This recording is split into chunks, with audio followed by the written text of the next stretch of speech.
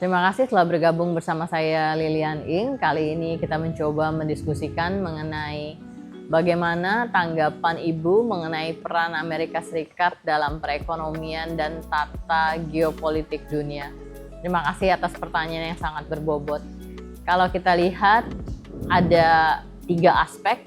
Yang pertama dari aspek perekonomian. Secara perekonomian domestik, Amerika Serikat sedang mengalami isu yang mendalam, yaitu rasio utang swasta terhadap PDB yang saat ini sudah mencapai 146%, rasio hutang publik yang saat ini juga sudah mencapai 114% dari PDB Amerika Serikat, fiskal defisit Amerika Serikat sudah tembus 6,5%, dan tingkat kesenjangan serta daya beli masyarakat yang menurun.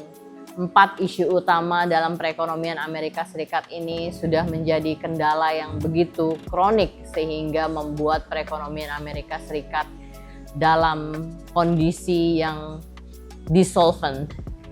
Dan isu dalam perekonomian Amerika Serikat secara global juga mengalami penurunan peranan baik dari perdagangan, investasi maupun manufacturing value added. Amerika Serikat kontribusinya terhadap dunia selama 50 tahun terakhir ini sudah menurun.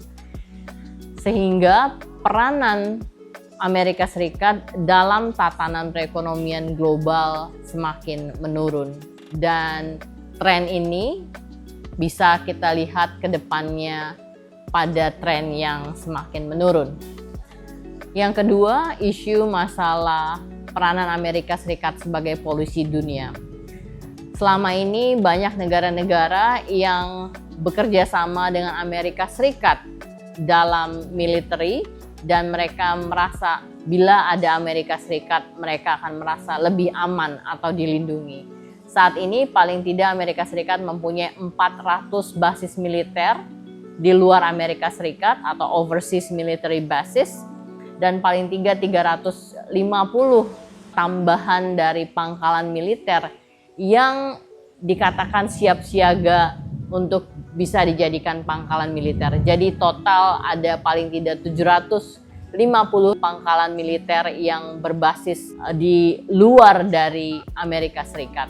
Namun kejadian agresi Amerika Serikat dengan Israel menyerang Iran saat ini telah membuktikan bahwa menjadikan negaranya sebagai pangkalan militer Amerika Serikat adalah sangat membebankan.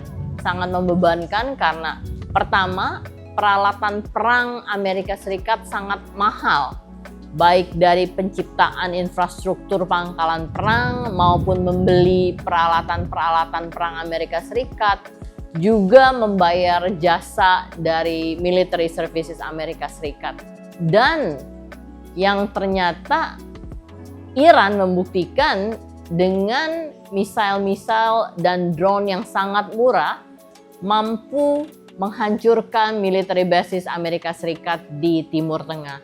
Dan ini membuat kehilangan kepercayaan masyarakat, baik pemerintahan-pemerintahan di Timur Tengah maupun pemerintahan-pemerintahan lain, bahwa mempunyai basis militer Amerika Serikat bukan membuat negara mereka aman, tapi membuat negara mereka menjadi tidak aman. Dan selain itu mereka harus membayar dengan biaya yang sangat tinggi. Dan ini sekarang menjadi satu pertanyaan besar bagi negara-negara yang sudah dijadikan sebagai military basis bagi Amerika Serikat.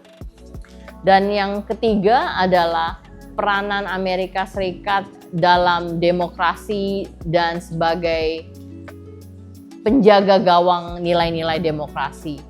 Banyak sekali yang sekarang mempertanyakan bahwa kejadian yang terjadi, serangan, lebih tepatnya serangan Amerika Serikat, baik itu serangan Amerika Serikat secara langsung maupun bekerja sama dengan Israel ataupun Amerika Serikat dengan negara-negara sekutunya, Amerika Serikat telah membuktikan bahwa serangan Amerika Serikat baik itu ke Irak, Libya, Afghanistan, juga negara-negara lain di dunia ini membuat masyarakat dunia mempertanyakan apa sebetulnya tujuan Amerika Serikat menyerang. Apakah betul-betul ingin mempertahankan nilai-nilai demokrasi? Ternyata tidak. Karena pergantian-penggantian dari pimpinan-pimpinan yang terjadi, bahkan digantikan oleh pimpinan-pimpinan yang dalam tanda kutip dapat diatur atau mau bekerja sama dengan Amerika Serikat untuk menjual baik itu minyak, gas, dan kekayaan-kekayaan alam lainnya, ataupun mau diatur kekayaan-kekayaan alam lainnya melalui perusahaan-perusahaan Amerika Serikat. Dan hal ini tentu saja menjadikan pertanyaan bagi masyarakat dunia, apakah Amerika Serikat betul-betul sebagai penjaga demokrasi atau hanya ingin menjaga dolarisasi. Dari ketiga hal tersebut, kita belajar bahwa peranan Amerika Serikat telah menurun dan akan semakin menurun. Bukan karena tekanan dari luar, tapi karena keserakahan bilioner dan keserakahan politikus yang telah menggerogoti Amerika Serikat dari dalam.